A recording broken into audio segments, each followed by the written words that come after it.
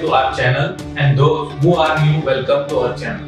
मेरा नाम उमंग भट्ट है और मैं जैन ओवरसीज में मार्केटिंग कोऑर्डिनेटर हूँ। आज मैं आपके साथ कैनेडियन इलेक्शन का कैनेडियन इमिग्रेशन पर क्या असर होने वाला है और उसी से रिलेटेड काफी इंपॉर्टेंट और एक्साइटिंग न्यूज शेयर करने वाला हूँ। उससे पहले please don't forget to like, share and subscribe our channel. तो चलिए स्टार्ट करते हैं। क्या कनाडा अगले साल 4 लाख नई इमिग्रेंट्स को इनवाइट कर सकता है? यस, सही सुना आपने। कैनेडियन इलेक्शंस जो मंडे 20 सितंबर 21 को हुआ था, उनके रिजल्ट अनाउंस हो चुके हैं और हमें आपको बताते हुए खुशी हो रही है कि मिस्टर जस्टिन ट्रूडो ही as a Canadian prime minister अपनी सर्विस कंटिन्यू करेंगे। 338 इलेक्टोरल डिस्ट्रिक्ट्स में से 158 डिस्ट्रिक्ट्स और 32% वोट्स के साथ जीतकर लिबरल्स माइनॉरिटी गवर्नमेंट बनाएंगे। लिबरल्स ने जीतकर फ्यूचर कनाडा इमिग्रेंट्स को एक होप और राहत दी है, क्योंकि लिबरल्स ही उनकी पहली चॉइस थी। मिस्टर ट्रूडो ने कैनेडियंस को थैंक करते हुए और लिबरल्स को दोबारा पावर में लाने की खुशी में ट्वीट भी किया है। सभी लोग बेसब्री से 22 से 24 के इमिग्रेशन लेवल की प्लान की अनाउंसमेंट का इंतजार कर रहे हैं। अनाउंसमेंट नेक्स्ट ईयर के फर्स्ट क्वार्टर में होने की पॉसिबिलिटी। नेक्स्ट ईयर की अनाउंसमेंट स्टैंडर्ड होनी चाहिए।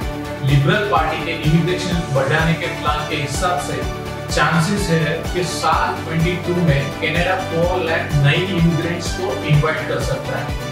धीरे धीरे साल 22 में लिबरल्स अपने नई गवर्नमेंट प्रोग्राम्स और पॉलिसीज इंट्रोड्यूस करेंगे। क्या एक्सपेरिमेंट जल्दी से रिस्टार्ट हो रही है? जी हाँ, हम उतने ही एक्साइटेड है जितना कि आप। ये जानकर कि जल्दी एक्सपेरिमेंट शुरू होने वाला है। नई गाइडलाइंस के हिसाब से कनाडा ने नॉन एसेंशियल ट्रैवलिंग के लिए बॉर्डर्स खोल दिए और हम एक्सपेक्ट कर रहे हैं कि कनाडा एक्सपेरिमेंट की ड्रॉप्स भी जल्दी स्टार्ट कर देंगे। साल 22 में काफी सारे पीएनपी ड्रॉस आने वाले हैं और बहुत सारे nominations and invitations foreign nationals को दिए जाने वाले हैं। करीब 1,75,000 नई एप्लीकेशंस एक्सपेरिमेंट टूल में इंतजार कर रही है और जैसे कि मैंने आपको कहा कि 22 में कनाडा 4 लाख नई एप्लीकेशंस को पीआर के लिए इनवाइट कर सकता है। मतलब करीब 2,25,000 और नई एप्लीकेशंस के लिए अभी भी जगह है। आप लोगों के पास अभी भी टाइम है एप्लीकेशंस करके एक्सपेरिमेंट टूल में रजिस्टर होने की।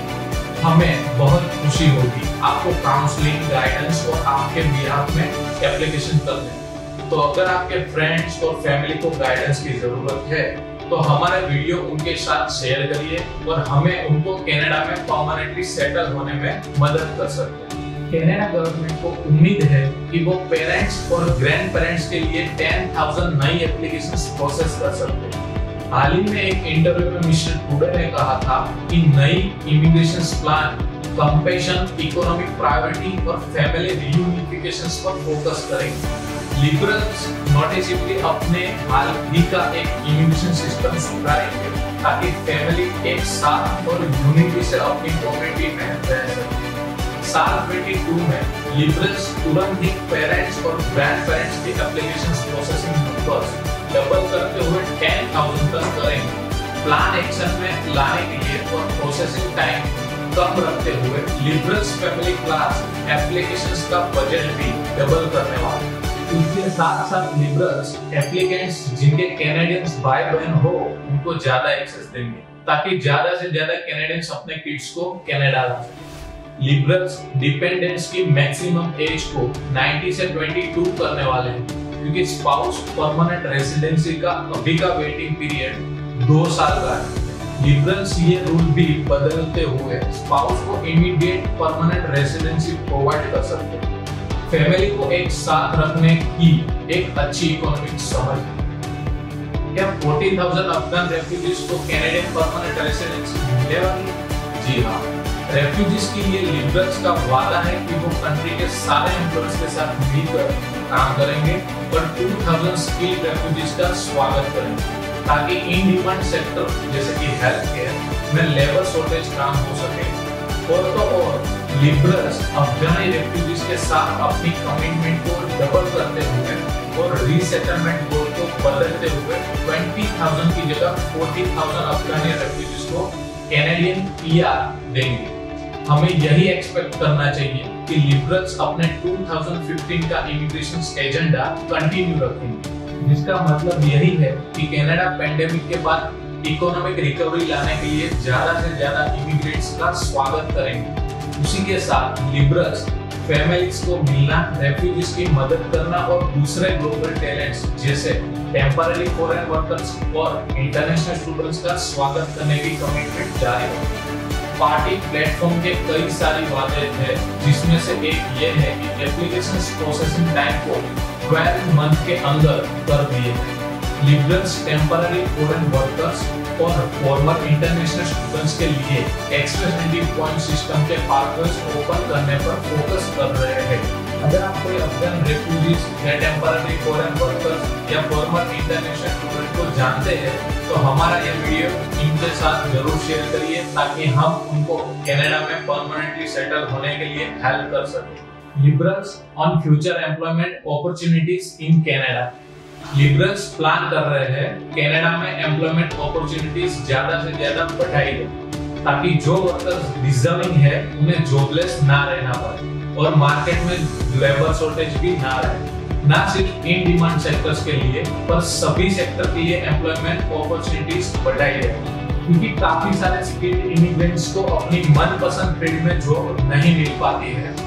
उन इमिग्रेंट्स को ज्यादा टाइम लग जाता है उन कैनेडियंस के लेवल तक आने में, जिनके पास सेम स्किल्स और एजुकेशन है, जिसकी वजह से लो इनकम जनरेट होती है। साथ ही साथ कैनेडियंस एम्प्लॉयर्स भी सफर करते हैं, क्योंकि उन्हें स्किल्ड वर्कर्स नहीं मिल पाते।